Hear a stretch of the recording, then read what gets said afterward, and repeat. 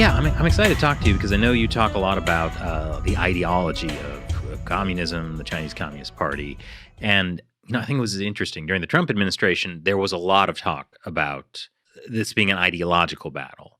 Mike Pompeo talked about that a lot, but with the Biden administration, that conversation has pretty much entirely dropped. Even when they are talking about China as a threat to the U.S., it's never brought to the realm of ideology.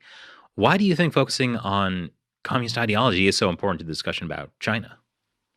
Because it defines the essence of the division. It explains why the Chinese Communist Party is aggressive. In order to understand the actions of the CCP, you need to understand their ideology of communism.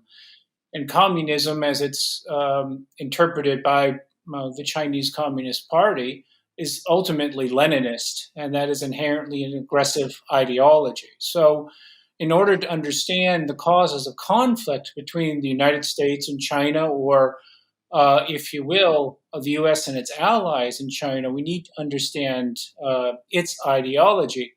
We also need to understand the importance of ideology. Ideology tells you who your friends are, who your enemies are. It tells you for what you're fighting and why you're fighting. It's a motivator as well. In the West, of course, with our political ideology of liberalism, this is a legitimate ideology because it relies on the consent of the people.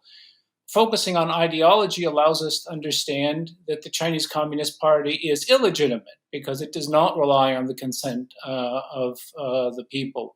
So the ideological lens is extremely important to understand to get to the fundamental causes of the tension that exists, the Cold War, which presently exists between the United States and its allies and the Chinese Communist Party.